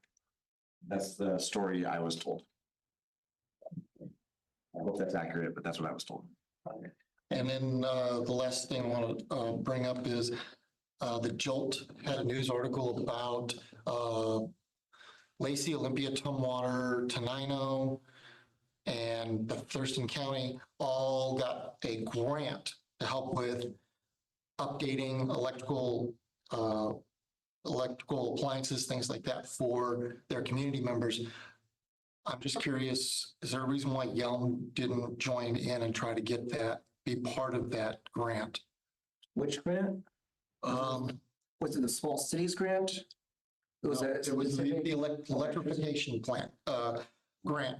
And the only reason why I'm wondering is that, we got almost every city except for Pacoda, Rainier, and us as well as the county, they're all getting this money that is used to help upgrade and update houses that are older. And we had during the briefing of people coming asking for money, one of the things that they talked about is that there's a lot of old homes that could really use upgrades. And I'm just wondering, did that grant, why we didn't catch that one? Not sure. I'm not sure that specific grant you're referring to. We do try to go after a lot of grants that we do. But if that's something that you think is, we should be getting or not, let us know the details of it and we'll absolutely apply for As I it. said, it was in a Jolt, it was in one of the Jolt articles. It's the electrification grant that came from the federal government. You send. I'll send the, I'll send. Into it. Absolutely. Well, for the future. Thank you. Going the other way. I want more gas powered stuff. I hate cooking on electricity. You get more gas power stuff. I'm just pointing out that. if something- I got one. I got an issue. When we get to the legislative session stuff, which I ran the idea by Director Colt the other day, but from the Yelm roundabout to the Reservation Road roundabout, if the state could 4-lane that, it would really help with our peak traffic times because it would just get everybody out. Where at? From the Yelm roundabout all the way to Reservation Road. It's all state highway, but making it 4 lanes across, which runs mostly through the, what do you call it? The military base, Fort Lewis. You thought that was a good idea, Cody? He just mentioned it to me. That was a great idea. Best idea I ever heard. I'm not opposed to it. We can absolutely ask what WSDOT's thoughts are on that. And we can throw it in as fast relief, getting people out real quick.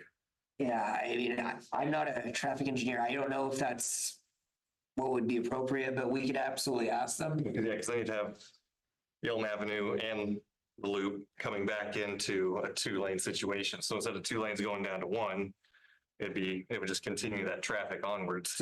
Disqualifying reservations that. The reservation, then from there they can split off to, Yelm Highway, Reservation Road, or into Lacey once they hit the roundabouts, but it would certainly help with the flow of traffic. I don't know if it would. I mean, by expanding capacity, I mean, we can look at it, but yeah, I'll ask. I'm just gonna assume it's gonna be a huge project. I'm sure it would be.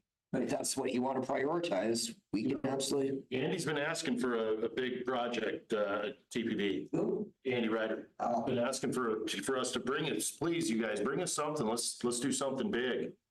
That's big. I thought we were already there. We don't have all the money yet for the construction. We have it for planning and some of the construction. Yeah, a little bit of right-of-way acquisition and planning. There's more money for road. But for me, I prefer that we try to get money for existing projects. If we want to talk about that, I'm open to have that conversation, seeing. Yeah, we put it on like the 5-year. Yeah. But even that, we don't know if it's viable yet. This is just an idea, right? Oh, yeah, it's just an idea. So let's look at it first, study it, make sure we get, if it's. No, I'm done tomorrow, dang it. But yeah, but I don't think it would be appropriate for like the upcoming legislative request. Yeah. Once it's fleshed out, absolutely, and it's, I figured we. That's what we want to do. Yeah. We gotta do studies and stuff, of course. but- Yep. And then we could, absolutely, we could look into that. Yeah, if you wanted, It's not, the one thing I wanted, we would probably push it to CRPC because it's not strictly county road. It'll never be city limits. Our city limits end at the roundabout. So we would push it if it's a project we want them to do, just like the bypass, we would get the TRPC and everybody on board. if you wanted, Behind it. we could, how about we talk to TRPC first? If you want to bring that up, maybe. Yeah, meeting in about a week. Okay, bring that up, just see what some feedback is, what next steps they suggest, and we can go from there. Yeah, absolutely. I'm good. I also, and I apologize because I know I had my opportunity here, but I'm gonna take a little bite. I did, in the last couple of weeks, have an opportunity to talk to Mark Daly over there at TRPC about RT, the rural transport that actually runs from here and runs all the way through South County. And we took, threw some ideas at him as potential, growth of that thing to help us out here in the South County that would actually be effective in helping us as opposed to a lot of our perspectives as to what we have existing. Yeah, no, that makes sense too. I know there's concerns about intercity transit and their service out here. Rural transit, absolutely. It is probably more for the people that you don't serve out in the Lake Lawrence, Bald Hills area, but it could possibly impact us too. I don't know if they try to compete against intercity transit for. They don't. The way, he gave me a brief history on how they even were developed, and it was when the economy dried up and intercity transit shrunk. Yeah. And so what they did is got some grant money from the federal government, and that's how they entirely operate at this point, is through federal grants.